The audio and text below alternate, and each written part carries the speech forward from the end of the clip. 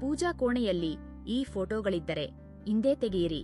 ಇಲ್ಲದಿದ್ದರೆ ದಾರಿದ್ರ್ಯ ತಪ್ಪಿದ್ದಲ್ಲ, ಲಕ್ಷ್ಮಿ ಕಟಾಕ್ಷ ಬೇಕೆ. ಪೂಜೆ ಮಾಡುವಾಗ ಮಹಿಳೆಯರು ಈ ನಿಯಮ ಮರೆಯಬೇಡಿ.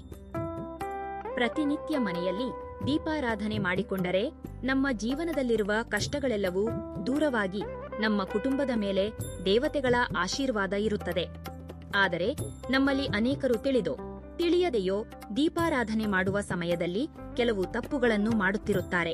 ಪೂಜೆಯಲ್ಲಿ ಮಾಡುವ ತಪ್ಪುಗಳಿಂದ ದೇವತೆಗಳು ತೃಪ್ತಿ ಹೊಂದುವುದಿಲ್ಲ. ಇದರಿಂದ ನಮ್ಮ ಪೂಜೆಗಳಿಗೆ ಯಾವುದೇ ಪುಣ್ಯ ಫಲ ಸಿಗುವುದಿಲ್ಲ. ಆದ್ದರಿಂದ ನಿಮ್ಮ ಪೂಜೆಗಳೆಲ್ಲವೂ ಫಲಿಸಬೇಕೆಂದರೆ ಪೂಜೆಯಲ್ಲಿ ಮರೆತು ಕೂಡ ಮಾಡಬಾರಾದ ತಪ್ಪುಗಳೇನು, ಯಾವ ರೀತಿಯಲ್ಲಿ ದೀಪಾರಾಧನೆ ಮಾಡಿದರೆ ದುಪ್ಪಟ್ಟು ಪುಣ್ಯಫಲ ಲಭಿಸುತ್ತದೆ ಎಂಬ ಇಂತಹ 10 ಹಲವು ವಿಷಯಗಳ ಬಗ್ಗೆ ಈ ವಿಡಿಯೋದಲ್ಲಿ ತಿಳಿದುಕೊಳ್ಳೋಣ. ಮೊದಲಿಗೆ ಈ ವಿಡಿಯೋಗೆ ಒಂದು ಲೈಕ್ ಕೊಟ್ಟು ಪ್ರತಿಯೊಬ್ಬರು ನಿಮ್ಮ ಇಷ್ಟ ದೇವರ ಹೆಸರನ್ನು ಕಾಮೆಂಟ್ ಮಾಡಿ. ಪೂಜೆಯಲ್ಲಿ ಉಪಯೋಗಿಸುವ ಪುಷ್ಪಗಳು ತುಂಬಾ ಪವಿತ್ರವಾದವು. ಆದ್ದರಿಂದ ಪೂಜೆಯಲ್ಲಿ ಉಪಯೋಗಿಸುವ ಪುಷ್ಪಗಳು ಆಕಸ್ಮಿಕವಾಗಿ ಕೆಳಗೆ ಬಿದ್ದರೆ ಅವುಗಳನ್ನು ಪೂಜೆಯಲ್ಲಿ ಉಪಯೋಗಿಸಬಾರದು. ಹಾಗೆಯೇ ವಾಸನೆ ನೋಡಿದ ಹೂವುಗಳನ್ನು ಕೂಡ ಪೂಜೆಯಲ್ಲಿ ಬಳಸಬಾರದು.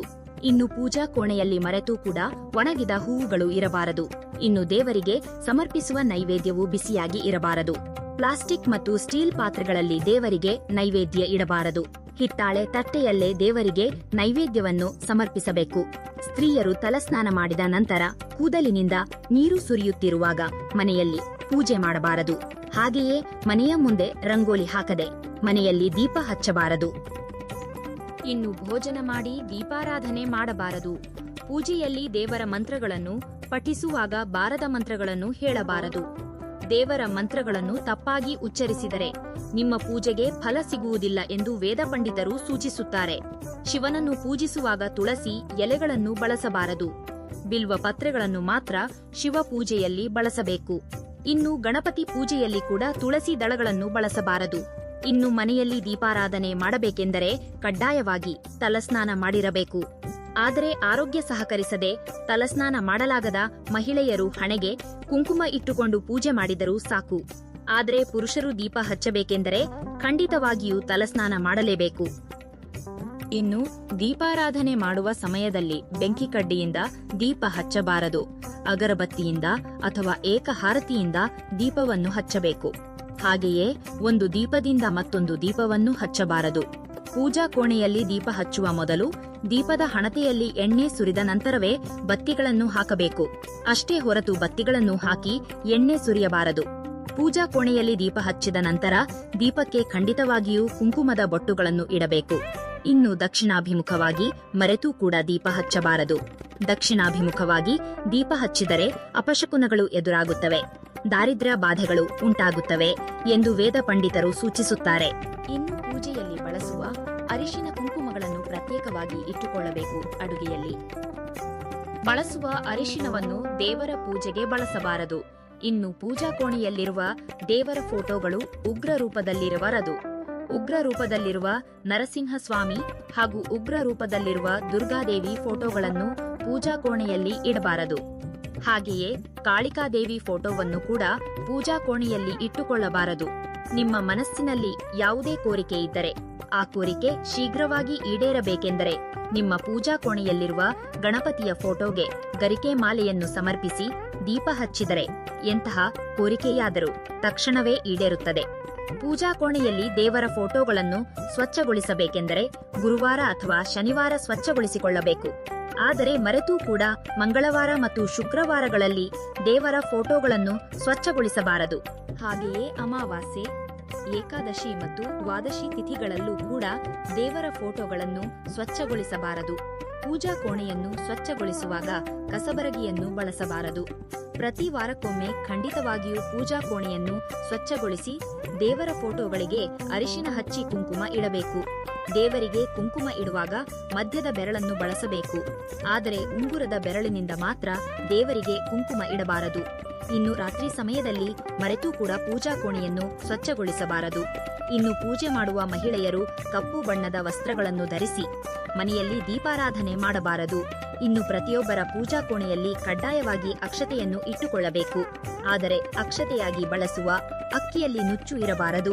ಇನ್ನು ಪೂಜೆಯಲ್ಲಿ ಸಮರ್ಪಿಸುವ ದೇವರ ನೈವೇದ್ಯವನ್ನು ಸ್ನಾನ ಮಾಡದೆ ತಯಾರಿಸಬಾರದು.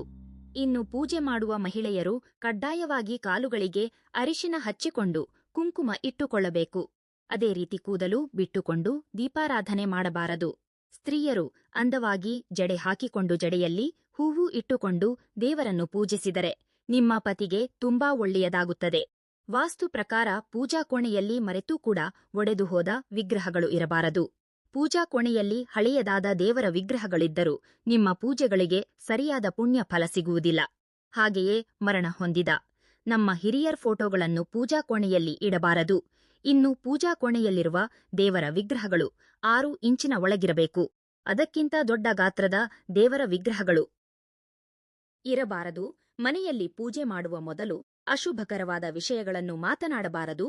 ಹಾಗೆಯೇ ಪೂಜೆಯಲ್ಲಿ ಹಚ್ಚುವ ದೀಪವನ್ನು ಯಾವಾಗಲೂ ಒಂದು ಬತ್ತಿಯಿಂದ ಹಚ್ಚಬಾರದು. ದೀಪಾರಾಧನೆ ಮಾಡುವ ಸಮಯದಲ್ಲಿ ನಿಮ್ಮ ಮನೆಗೆ ಯಾರಾದರೂ ಅತಿಥಿಗಳು ಬಂದರೆ ಅವರನ್ನು ಕಡೆಗಣಿಸಬಾರದು. ಪೂಜೆ ಮಾಡುವ ಸಮಯದಲ್ಲಿ ಅತಿಥಿಗಳು ಬಂದರೆ ಅವರು ದೈವ ಸಮಾನರೆಂದು ಭಾವಿಸಬೇಕು. ಮನೆಯಲ್ಲಿ ದೀಪಾರಾಧನೆ ಮಾಡುವವರು ಹರಿದ ಬಟ್ಟೆಗಳನ್ನು ಧರಿಸಬಾರದು.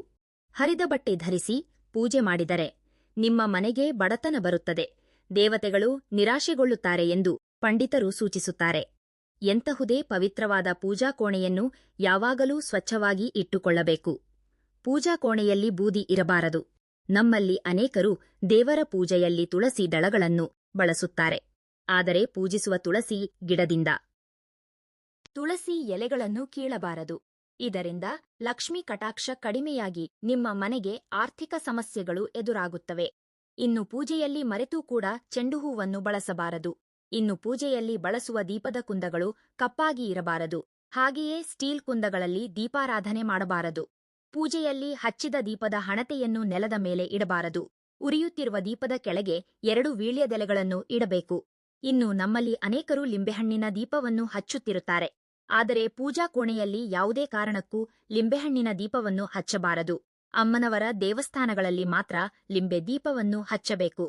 ಇನ್ನು ಪೂಜಾ ಕೋಣೆ ಪ್ರತ್ಯೇಕವಾಗಿ ಇಲ್ಲದವರು ಆಂಜನೇಯ ಸ್ವಾಮಿಯ ಫೋಟೋವನ್ನು ಪೂಜಾ ಕೋಣೆಯಲ್ಲಿ ಇಡಬಾರದು. ಇನ್ನು ಶಿವಾಯಲಕ್ಕೆ ಹೋದಾಗ ಶಿವಾಯಲದಲ್ಲಿ ಪ್ರದಕ್ಷಿಣೆ ಮಾಡಬಾರದು.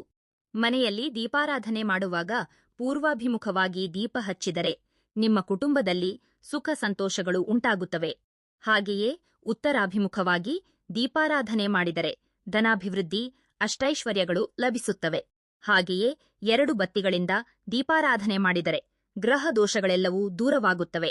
3 ಬತ್ತಿಗಳಿಂದ ದೀಪಾರಾಧನೆ ಮಾಡಿದರೆ ನಿಮ್ಮ ಮಕ್ಕಳ ಭವಿಷ್ಯ ಚೆನ್ನಾಗಿರುತ್ತದೆ. 5 ಬತ್ತಿಗಳಿಂದ ದೀಪಾರಾಧನೆ ಮಾಡಿದರೆ ವಿಪರೀತ ಧನ ಪ್ರಾಪ್ತಿ ಹಾಗೂ ಆಯುರಾರೋಗ್ಯಗಳು ಲಭಿಸುತ್ತವೆ. ಇನ್ನು ಆಕಳ ತುಪ್ಪದಿಂದ ದೀಪಾರಾಧನೆ ಮಾಡಿದರೆ ಲಕ್ಷ್ಮೀ ಕಟಾಕ್ಷದಿಂದ ಭೋಗಭಾಗ್ಯಗಳು ಸಿಗುತ್ತವೆ. ಕೊಬ್ಬರಿ ಎಣ್ಣೆಯಿಂದ ದೀಪ ಹಚ್ಚಿ ವಿನಾಯಕನನ್ನು ಪೂಜಿಸಿದರೆ ಆರ್ಥಿಕ ಸಮಸ್ಯೆಗಳು ಮತ್ತು ಸಾಲದ ಬಾಧೆಗಳೆಲ್ಲವೂ ದೂರವಾಗುತ್ತವೆ. ಕೋರಿದ ಕೋರಿಕೆಗಳನ್ನು ಈಡೇರಿಸುವ ದೈವ ಆ ವೆಂಕಟೇಶ್ವರ ಸ್ವಾಮಿ. ಪಚ್ಚ ಕರ್ಪೂರ ಎಂದರೆ ವೆಂಕಟೇಶ್ವರ ಸ್ವಾಮಿಗೆ ತುಂಬಾ ಪ್ರಿಯವಾದದ್ದು.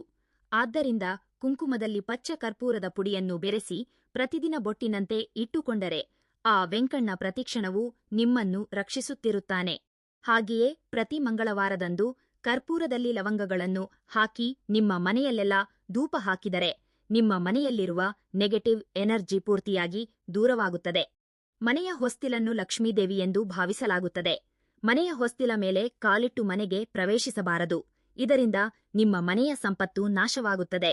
ಹಾಗೆಯೇ ಮನೆಯ ಮುಂಬಾಗಿಲಿಗೆ ಎದುರಾಗಿ ಚಪ್ಪಲಿಗಳು ಇರಬಾರದು. ಮನೆಯ ಮುಂದೆ ಚಪ್ಪಲಿಗಳಿದ್ದರೆ ನಿಮ್ಮ ಮನೆಯಲ್ಲಿರುವ ಲಕ್ಷ್ಮೀದೇವಿಯು ಹೊರಗೆ ಹೊರಟು ಹೋಗುತ್ತಾಳೆ. ಬೆಳಗ್ಗೆ ಬ್ರಾಹ್ಮಿ ಮುಹೂರ್ತದಲ್ಲಿ ದೀಪಾರಾಧನೆ ಮಾಡಿದರೆ ನಿಮ್ಮ ಪೂಜೆಗಳಿಗೆ ದುಪ್ಪಟ್ಟು ಪುಣ್ಯ ಫಲ ಲಭಿಸುತ್ತದೆ. ಆದರೆ ಮುಂಜಾನೆ ದೀಪಾರಾಧನೆ ಮಾಡಲು ಸಾಧ್ಯವಾಗದವರು ಸಾಯಂಕಾಲ ದೀಪ ಹಚ್ಚಿದರೆ ನಿಮ್ಮ ಪೂಜೆಗೆ ದುಪ್ಪಟ್ಟು ಪುಣ್ಯ ಫಲ ಸಿಗುತ್ತದೆ. ಇನ್ನು ಪ್ರತಿಯೊಬ್ಬರ ಮನೆಯ ಮುಂದೆ ಕಡ್ಡಾಯವಾಗಿ ತುಳಸಿ ಗಿಡ ಇರಬೇಕು. ಪ್ರತಿದಿನ ತುಳಸಿ ಗಿಡಕ್ಕೆ ಪ್ರದಕ್ಷಿಣೆ ಮಾಡಿದರೆ ನಿಮ್ಮ ಮನೆಯ ಆದಾಯ ವಿಪರೀತವಾಗಿ ಹೆಚ್ಚಾಗಿ ಆರ್ಥಿಕವಾಗಿ ಅಭಿವೃದ್ಧಿ ಹೊಂದುತ್ತೀರಿ. ಯಾರಾದರೂ ಸಂತಾನಕ್ಕಾಗಿ ಕಾಯುತ್ತಿದ್ದಾರೋ ಅಂತಹವರು ಗೋಪಾಲ ಸಹಸ್ರನಾಮ ಪಠಿಸಿದರೆ ಸಂತಾನ ಪ್ರಾಪ್ತಿಯಾಗುತ್ತದೆ. ಇನ್ನು ಹಣದ ಸಮಸ್ಯೆಗಳಿಂದ ಬಳಲುತ್ತಿರುವವರು ಕನಕಧಾರ ಸ್ತೋತ್ರವನ್ನು ಪಠಿಸಿದರೆ ಹಣದ ವಿಚಾರದಲ್ಲಿ ತುಂಬಾ ಒಳ್ಳೆಯದಾಗುತ್ತದೆ. ನಿಮ್ಮ ಮನೆಯ ಮುಂದೆ ಬಂದ ಮೂಕ ಪ್ರಾಣಿಗಳಿಗೆ ಕಡ್ಡಾಯವಾಗಿ ಆಹಾರ ನೀಡಬೇಕು.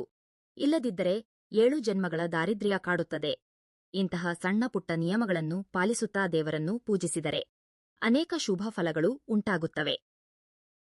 ಈ ಮಾಹಿತಿ ನಿಮಗೆ ಇಷ್ಟವಾಗಿದ್ದರೆ ವಿಡಿಯೋವನ್ನು ಲೈಕ್ ಮಾಡಿ ಮತ್ತು ನಿಮ್ಮ ಆತ್ಮೀಯರೊಂದಿಗೆ ಶೇರ್ ಮಾಡಿ. ಇಂತಹ ಇನ್ನಷ್ಟು ದೈವಿಕ ಮಾಹಿತಿಗಾಗಿ ನಮ್ಮ ಚಾನೆಲ್ ಅನ್ನು ಸಬ್ಸ್ಕ್ರೈಬ್ ಮಾಡಿಕೊಳ್ಳಿ. ಎಲ್ಲರಿಗೂ ಆ ಭಗವಂತ ಒಳ್ಳೆಯದು ಮಾಡಲಿ.